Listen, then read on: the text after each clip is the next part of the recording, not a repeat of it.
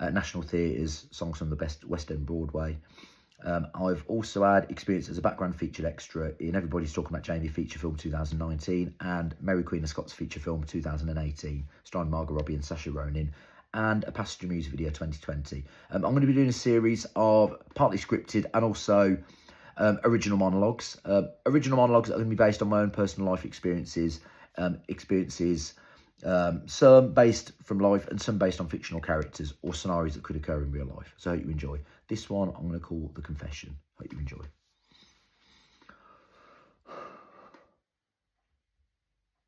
What?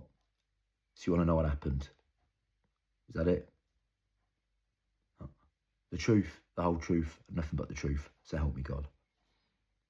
Is that it? You have a right to remain silent. Anything that you do say may be used against you in a court of law. So what is it? You just want to file your fucking report, dot the I's, cross the T's, signed, sealed, delivered. Again, bang, report filed.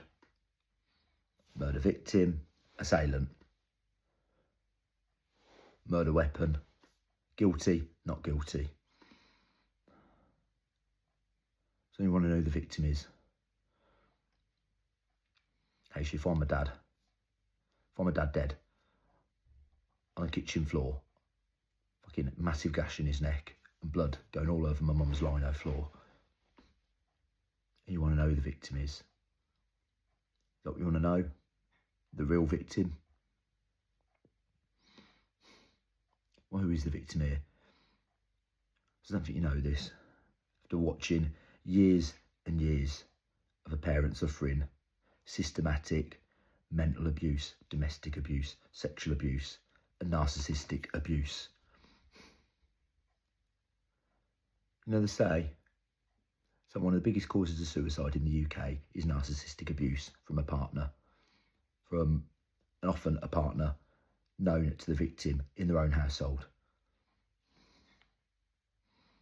But when you see it, when you've watched it over the years, they say that victims of narcissistic abuse, after years and years of systematic abuse, of manipulation, coercive control, of gaslighting, they're broken down so much, they become a fucking shell of who they were.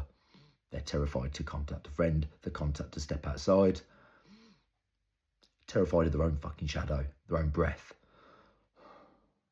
And after years of manipulation and cheating and lying and constant gaslighting, the stories, the late nights, staying late after work, the phone calls, the knock at a door from a strange woman, the screaming fits, the smashing, the drunken escalations after he's come back from the fucking pub after the Villa game, slammed doors, the bruises, the beatings. You want to know who the fucking victim is? Okay, so let's go into it. So it's just another Sunday afternoon. I was sat with my mum in the living room. She had Downton Abbey on. You know, when he was at down the pub or at the bookies, that 1 hour I had with my mum. It was just the two of us. Sometimes I sit my little sister playing on the carpet with the Powerpuff Girls toys or watching Peppa Pig on her iPad. But that 1 hour I had with my mum, I could just sit with her. She had Downton Abbey on. And I like to think that was the one little moment of joy that she'd have. For that 1 hour, she could just be her. And we're watching it. And it was never my cup of tea, but she'd this is a fun thing that she used to do. While we were watching it, she'd go into all the exposition, she'd go into all the characters. That's Lord Downton, that's the Grand Dowager. She's been seeing him, she's been having an affair with him. She's been spending all his money. They're in love, but they can't say anything. She's been seeing a black man who's visiting from America.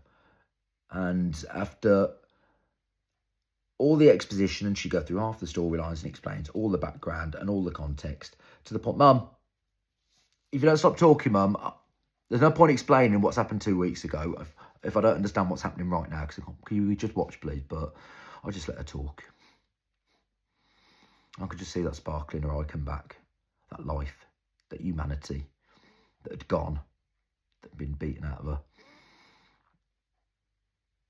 And halfway through the episode, the door slams. And it's my fucking dad.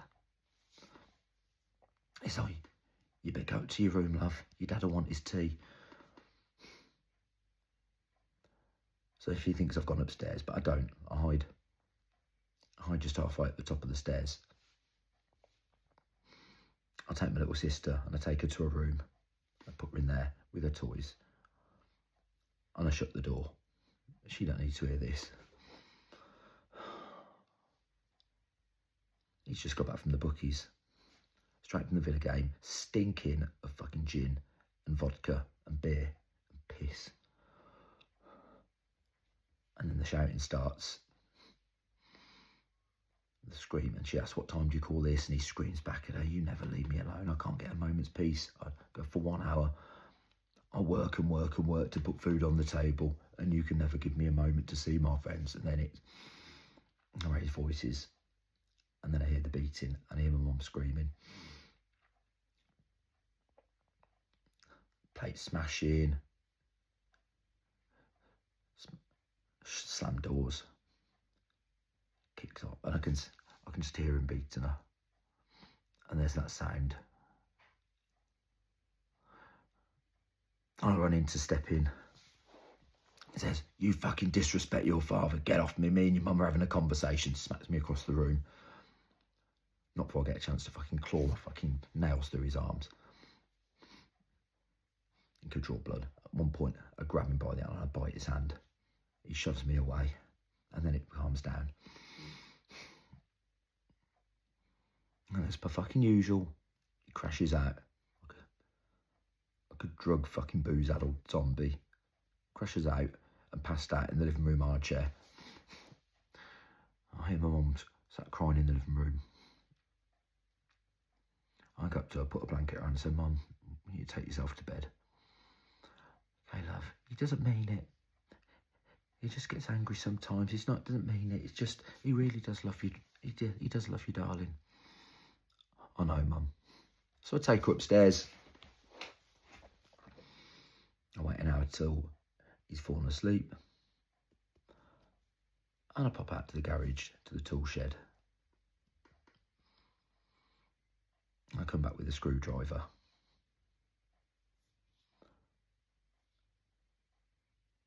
And at that moment, I go through my mind every fucking argument, every beating, every bruise, all the tears. And then, in a moment of pure clarity, I look to him, grab his fucking head, and I ram the screwdriver straight into the side of his neck. Maybe once, maybe twice.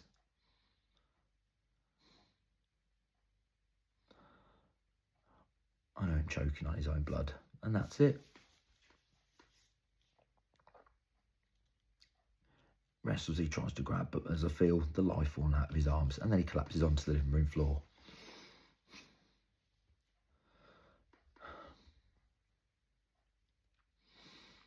I tried to drag his body into the kitchen, but I think, what's the point?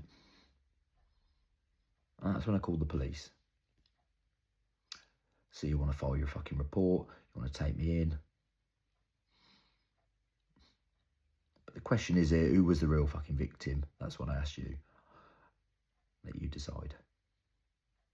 I don't give a fuck anymore. Thank you. Enjoy.